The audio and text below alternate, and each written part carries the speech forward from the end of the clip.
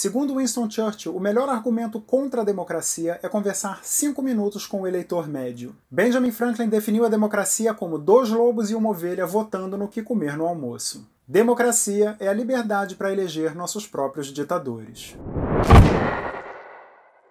Com as eleições municipais se aproximando no Brasil e as eleições americanas sendo o assunto mais comentado do momento, vamos falar um pouco sobre esse processo que, em grande parte do tempo, não atende à vontade da maioria. A eleição presidencial americana ainda é por voto indireto, ou seja, a população vota nos delegados do colégio eleitoral e eles que elegem o presidente. Cada estado tem um número de delegados proporcional à sua população, o que na prática quer dizer que o voto de uma pessoa num estado mais populoso tem um peso maior do que o voto de uma pessoa num estado menos populoso, o que não é exatamente democrático. E mais, quando o candidato tem maioria de votos num estado, ele leva todos os delegados, e os votos do outro candidato são descartados. Por mais próxima que seja a votação, quem tem mais leva tudo. Por isso, em 2016, a Hillary Clinton teve quase 3 milhões de votos a mais que o Trump e mesmo assim perdeu a eleição. Muito se fala em mudar o sistema para o voto direto, mas até hoje isso não se concretizou. O voto distrital está em vigor nos Estados Unidos desde que eles eram 13 colônias, só para a gente ter uma ideia de como o sistema está defasado. Tem estados que são tradicionalmente democráticos, os azuis, e outros tradicionalmente republicanos, os vermelhos. Os candidatos já começam a corrida com esses votos meio que garantidos. Então eles têm que concentrar os esforços de campanha nos chamados swing states, que são os estados que balançam ora para um partido, ora para o outro, e são esses que definem as eleições. A forma de votar também é diferente, não tem só um dia de votação. Você pode votar antecipadamente e votar por correio, o que atrasa um pouco a apuração. Cada voto tem que ser verificado, validado, para então ser computado. Se tiver qualquer erro no preenchimento, o voto não conta. O voto nos Estados Unidos é facultativo, então o resultado também varia de acordo com o engajamento da população. Os mais velhos e os mais conservadores têm uma tendência maior a comparecer às urnas, enquanto que os jovens são menos politizados e partilham da filosofia do aquele cara nunca vai ser eleito. Mas acontece. Pela mesma razão, o Brexit passou. Uma parcela enorme dos britânicos não se deu o trabalho de votar e o sim ganhou por uma parcela ínfima, sendo que a maioria esmagadora preferia ter ficado na União Europeia. Mas vamos trazer a discussão para casa. O Brasil teve colégio eleitoral até o final da década de 80. As eleições presidenciais de 89 foram as primeiras com voto direto depois da redemocratização. E aí todos os votos passaram a ser contados independente do estado, o que dá um resultado um pouco mais justo. E o voto aqui é obrigatório, o que reduz o número de abstenções. O sistema eleitoral brasileiro é um dos mais modernos do mundo e desde 2000, 100% dos eleitores votam em urnas eletrônicas. Mas apesar da rapidez na apuração, sempre são levantadas questões sobre a confiabilidade do sistema e a possibilidade de fraude e hackeamento. A solução, que inclusive alguns países que usam urna eletrônica já colocaram em prática, é acoplar uma impressora a cada urna. Quando o eleitor acaba de votar, uma cédula é impressa, ele confere o voto e então deposita numa urna física. E aí tem duas apurações, a das urnas eletrônicas, que sai no mesmo dia, e a contagem dos votos em papel, que vai levar alguns dias. Havendo divergência, prevalece o voto impresso. Claro que isso tem um custo e gera resíduos, mas papel é reciclável e a gente acaba de uma vez por todas com as teorias da conspiração. Até aí, o sistema brasileiro parece justo e super democrático, mas ele também tem brechas que permitem que um candidato que não teve o voto da maioria dos eleitores seja eleito, a exemplo do que aconteceu nas duas últimas eleições presidenciais. Vamos aos números.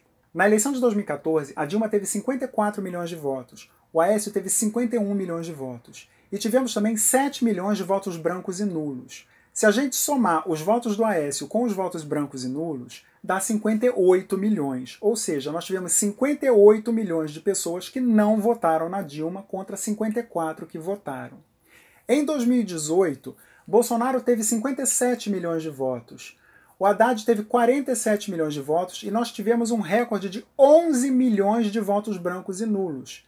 Ou seja, 58 milhões de pessoas não votaram em Bolsonaro. Dilma e Bolsonaro foram eleitos por uma tecnicalidade chamada maioria de votos válidos, o que significa que os votos brancos e nulos não são considerados na hora de anunciar um vencedor. Nessas duas últimas eleições também houve em média 30 milhões de abstenções. Isso é mais ou menos 20% dos eleitores aptos a votar que não compareceram às urnas, ou seja, mais 30 milhões que também não votaram nos candidatos eleitos. Esse número crescente de votos não válidos se deve à completa descrença do brasileiro com a classe política. Depois de 140 anos de uma república corrupta, o brasileiro já está apático na hora de votar, não procura conhecer os candidatos e acaba se deixando influenciar por pesquisas de intenção de voto, que, na minha opinião, deveriam ser proibidas de serem divulgadas. Muita gente indecisa olha aqueles números e fala: vou votar naquele ali mesmo que já vai ganhar. Nesse momento no Rio, as pesquisas mostram 20% de eleitores que ou vão anular o voto ou estão indecisos. Agora, qual é o sentido de anular o voto no primeiro turno? Nós temos 14 candidatos. É muito improvável que nenhum programa de governo te agrade. Agora, para isso, é preciso se informar. A ficha de todos os candidatos e dos vices e a proposta de governo de cada um está disponível no site do TRE. Basta entrar e ler. Mas isso dá muito trabalho, né? Lembrando que 20% dos eleitores é um número grande o suficiente para levar qualquer um dos candidatos que estão lá embaixo nas pesquisas para o segundo turno. E aí a gente evita o pior cenário possível como a gente teve em 2018. Anular o voto em protesto só dá vitória a quem já estiver na frente. Eu vejo muita gente dizendo que não tem nada a ver com esse governo, que anulou o voto. Mas anular o voto é uma escolha, e toda escolha tem consequências. Então, esses 11 milhões de votos brancos e nulos de 2018 são responsáveis, sim, pelo governo que está aí. Porque eles podiam ter feito a diferença. Esse é o poder do voto consciente. O que a gente precisa é votar bem no primeiro turno para não precisar anular o voto no segundo, ou pior, protestar depois das eleições. A força de uma democracia é derivada do intelecto da sua população.